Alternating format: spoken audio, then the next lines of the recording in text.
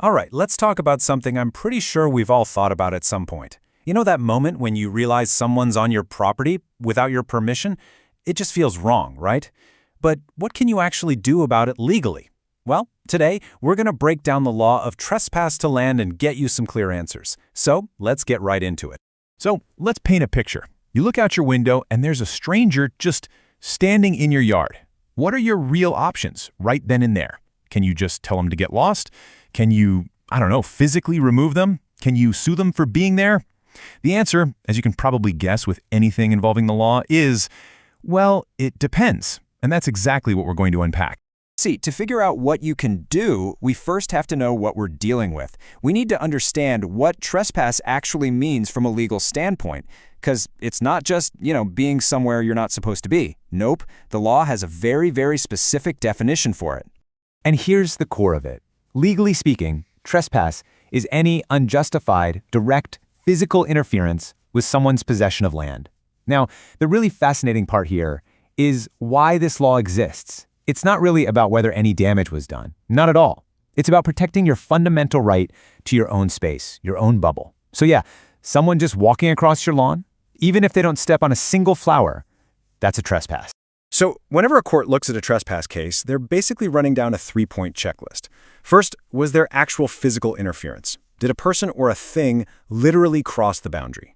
Second, did it mess with your possession of the land? And notice that word, possession, not ownership. That's a huge distinction we'll come back to. And third, did they have a legal right to be there? If you can check those first two boxes and the answer to the third one is nope, well, you've got a trespass. Okay, let's make this super concrete. What are we actually talking about here? The most obvious example, of course, is someone walking onto your property. But it goes further than that. It could be someone throwing a stone over your fence. It could even be planting a tree on your land. And get this last one is a biggie. If you invite someone over, but then ask them to leave and they refuse, at that exact moment, they stop being a guest and become a trespasser. That's what's called a continuing trespass. All right, here's where things can get a little tricky, and it's a point that trips a lot of people up. Trespass is not the same thing as nuisance. And believe me, knowing the difference is absolutely crucial, because it determines what you can legally do about it. It all boils down to one simple idea. Think of it like this. Trespass has to be direct. It's a physical act. Someone walking, something being thrown, a tangible thing crossing a boundary. Nuisance, on the other hand, is indirect. We're talking about things like your neighbor blasting music at 2 a.m. or a horrible smell coming from next door. It's stuff that interferes with your enjoyment of your property, but doesn't involve an actual physical entry. So what about the classic neighborhood dispute? Your neighbor's tree branches are hanging way over into your yard. Is that trespass? You might think so, but legally, nope. Because no one directly placed that branch on your property, it's considered an indirect interference. So your legal path forward would be through the law of nuisance, not trespass. See how important that little distinction is? Okay, let's switch gears and look at a more complex situation. What if you're a tenant? Where do your rights begin and end? Well, you might actually have more rights than you think, especially when it comes to those shared spaces like parking lots or courtyards. There was this really fascinating case, Madhav Vithal Kudwa, that tackled this exact issue. You had a landlord who accused their tenant of trespassing, just for parking their car in the shared compound of the building. The landlord's argument was pretty straightforward.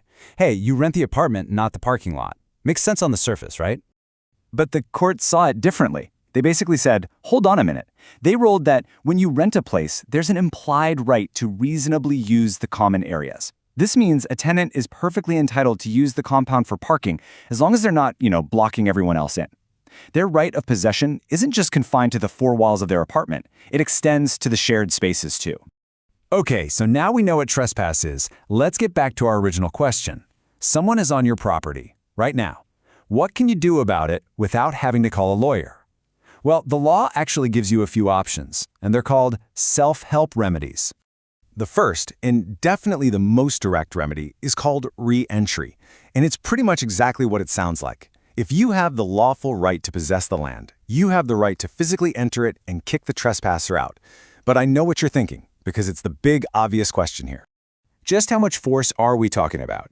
Are you allowed to physically push someone off your property? Well, a landmark case that happened at a golf club, of all places, gives us a surprisingly clear answer. The situation was this. An employee got fired, but he refused to leave the cottage the company had provided for him. The court's ruling on this was crystal clear. The employer literally went in, physically removed the ex-employee and his furniture, and the court said that was perfectly fine. The takeaway is this. Using reasonable force to oust a trespasser is not a wrongful act. The law says you are allowed to reclaim your property. All right, now for a much more obscure, but honestly kind of cool self-help remedy. It's got a very old-school name, distress damage feasant. Basically, this gives you the right to seize an object, or even an animal, that's trespassing on your land and is actively causing damage while it's there. Now, you can't just go grabbing stuff. There are some very strict rules. Rule 1, you have to seize the actual thing causing the damage. So, the specific cow that's eating your prize-winning roses, or the exact cricket ball that just smashed through your window. Rule 2, you have to grab it while it's still on your property. And Rule 3, once you have it, you can legally hold on to it as leverage until the owner pays you back for the damage. Now, of course, self-help isn't always the best idea. I mean, it might not be practical or even safe. So let's look at the next level of remedies, taking things to court to formally get your property back. The main legal tool for this is something called an action for ejectment, and it's a special, fast-tracked court process designed for one thing and one thing only: getting your property back from someone who has illegally taken it over. The whole point is to quickly restore possession to the person who was wrongfully kicked out. But, and this is a huge but, there's a catch. You have to be quick about it. To use this special, speedy process, you have to file your lawsuit within 6 months of being dispossessed. If you wait any longer than that, well, you might still have other legal options, but you lose your shot at this quick and direct solution. The clock is ticking. So we've talked about getting the person off your land and getting the land itself back. But what about any money you lost in the process? What about the financial hit you took while you were unable to use your own property? Well, the law has an answer for that too. It's all about making you financially whole again. This type of compensation has a specific legal name: Mesne profits. It's basically a fancy term for the money you're owed to cover the profits you could have made from your land during the time the trespasser was illegally there. It's not a fine or a penalty against them, it's a calculated amount based on what you could have reasonably earned. And this example really brings it home. Imagine a farmer gets illegally kicked off their land. They can go to court and say, look, if I hadn't been ejected, I would have cultivated a whole crop of paddy and sold it. The court can then calculate that lost potential profit and order the trespasser to pay it. It's all about compensating for what should have been. So as we wrap this up, I want to leave you with one final thought. If you look at everything we've talked about, you'll see a really strong theme. The law of trespass is intensely focused on protecting the right of possession. Sometimes, as we saw with the action for ejectment, it even protects the possessor, like a tenant, over the actual owner.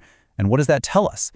It suggests that the law sees something truly fundamental, something incredibly important, not just in who owns the deed, but in the simple, powerful right to have and control your own space.